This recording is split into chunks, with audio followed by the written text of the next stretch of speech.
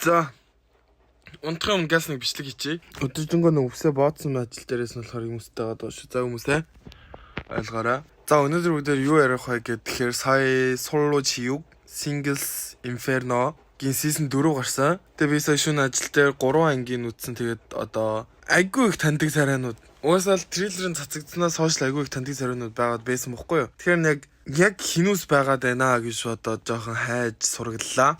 За тэг эхнээс нь танилцуулъя. За эхний үнэ нь болохоор Ишиан гэдэг хүн. Ишиан 99 оных гэж байна. За тэгээд энийг бүр нэг хаана харлаа гэд би айгүй их бодсон байхгүй юу?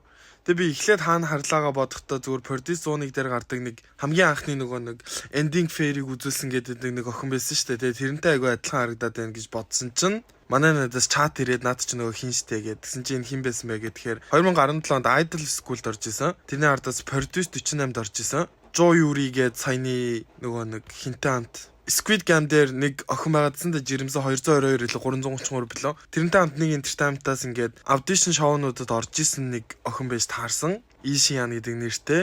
K-pop сонсдог манай фэнүүд бол мэдж байгаа ах Produce 48-ийн Rumor гээд үзүүл бүрээдэг да тий. Toxic на чидеро крокемареба ама ингээд байдаг те. Тэрэн дээр гардаг охин юм байна. Угаасаа айгу танил харагдаад байсан аахгүй. За хоёр дахь нь болохоор Юг Жүнсо гэдэг хүн байна. Энэ нь болохоор 96 оных UDT 출신 буюу UDT гэдэг энтхийн цэргийн жоохон хэцүү гэж яригддаг тэр тасгаас ер нь л гарч ирсэн хүн юм байна. Хүн юм байна гэж угаасаа мэддэг бол байсан. Яагаад гэвэл Sweet Home дээр айггүй царайлаг нэг урт үстэй нэг хүн ингээд эхний сизон дээр урт үстэйс нь хоёр дахь сизон дээр үсээ тайрцсан нэг хүн яваадсэн. Тэгээ би Instagram эдрийг хагаад журнал элитийн дагцсан байсан. Тэгээд энэ болохоор Sweet Home тоглосон бас Kyonchar Pude гэдэг энтхийн цэргийнхний орддог нэг юм шоу байсан байхгүй юу? Цэргийнхээ одоо ингээд жоохон хүчээр өрсөлдөг тийм шоу гэх юм уу?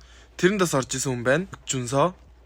За дараагийнх нь Kim Min-sol гэдэг охин байна. 2000 оных эхний 2 дугаар анги дээр илүүдээ спойлер юм уу да.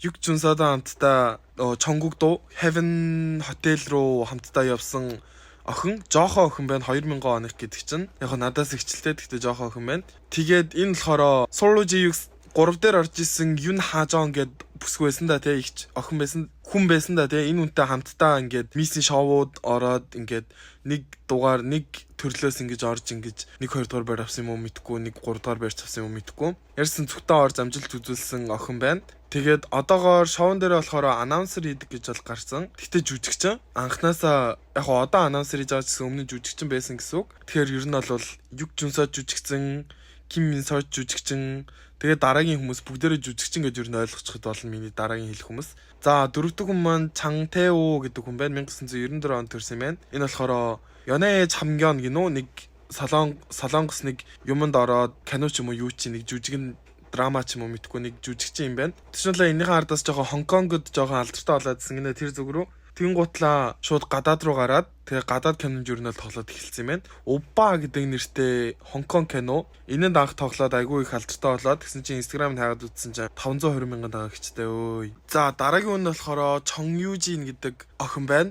Тэр эхний дугаар дээрээс Чонгук руу яваадсэн тэр нөгөө Heaven Hotel руу яваад исэн хүн бах. Нөгөө муюн хийдэг гээд нөгөө нэг бүжиг солонгос бишээ зүгээр бүжгийн нэг төрөл өгдөг хгүй муюн гээд тэрийг ер нь л хийдэг. Урлагийн бүжгийн урлаг за мэдгүй нэг тиймэрхүү бүжгийн ер нь бол холбогдолтой нэг юм хийдэг. Тэгсэн чинь бас жүжигчин гинэ. Хамгийн анх дэлгэцнээр гарч ирсэн нь болохоор Iribagi Year гээд энтхийн нэг шин 2 өдөр гэдэг нэг шоу байдаг хгүй тэрэн дээр хамгийн анх нүур царайгаа таниулж ирсэн юм байна. Бас л жүжигчин л юм байна. Kim Tae-hwan гээд дараагийн хүн байна. За дараагийн хүн Kim Tae-hwan бас жүжигчин. Энэ угаасаа харваас жүжигчин царайтай. Би угаасаа ямар кинон дээр сарснаа мэдгүй аваач гэсэн угаасаа харж исэн царай байгаадсан байхгүй юу? Тэгсэн чинь жүжигчнэр барах уу бүр нөгөө нэг сүлд айгүй алдартай болоодсэн Пён Усог гэдэг хүн байгаа шүү дээ тий. Энэ хүнтэй найзууд юм байна. Instagram-аараа хоёр биентэйгээ дагалцдаг ийм хүн байна. За тэгэхээр 6 хүнийх нь л тайлбар явлаа. Үлдсэн хүмүүсийн та хүсчихвэл оруулъя, хүсэхгүй бол оруулаад яах вэ? Тий. Тэгтээ зүгээр яг одоо миний бодлоор гэвэл яг энэ хүмүүсийн юу хийж байгаад яаж явж байгаад ирсэн нь ер нь л надад хамаагүй шүү дээ. Би зүгээр л тавьчихсан байгаа шоуг нь л үзэж байгаа үзэгчийн л бас үзэж байгаа болохоор. Тэгтээ би солонгос үерхлийн шоунууд ч юм уу ер нь улс улсын үерхлийн шоунуудыг аягүй үздэг байхгүй юу. Тэгтээ тэр дундаас хамгийн overrated буюу амар муу ирнэ айгу ингээд жоохон хүмүүсийг донслоход байдаг нэг тиймэрхүү тэр нь ер нь бол Singles Inferno ямар ч оролцож байгаа хүмүүс нь хүнтэй үерхэх ч юм уу тиймэрхүү зориг нэг тийм хүсэл тиймэрхүү юмтай хүмүүс биш бүгдээрээ зүгээр л жоохон алдар нэр олж аваад алдар нэр олсныхаа ардаас инфлюенсерийн ажлыг жоохон айтайхан хийчгээд жоохон их кино тавуулчих гээд байдаг тийм л зоригтой хүмүүсийн л ордог шоу болохоор нэг сонирхолтой биш ер нь л зүгээр л одоо бүгдээрээ секси бүгдээрээ гоё бихтэй царайлаг тийм болохоор л үзэж ин да. Тиймээс бол яг жинхэнэ алалцаантай үерхэл бүр ингээд гэрэлхийг хүсэж байгаа тийм үнэ олдог тиймэрхүү үерхлийн шоу үзмээрээ байвал Singles Inferno бол нөө. Гэтэ ах царайлаг хүмүүсийг харахад гоё тийм болохоор угаасаа үзнэ. За тэгээ дараагийн хүмүүсийг та нар үзмээрээ байвал хэлээрээ үзмээргүй байвал тэгээд хэлэх хэрэггүй. Баяртай.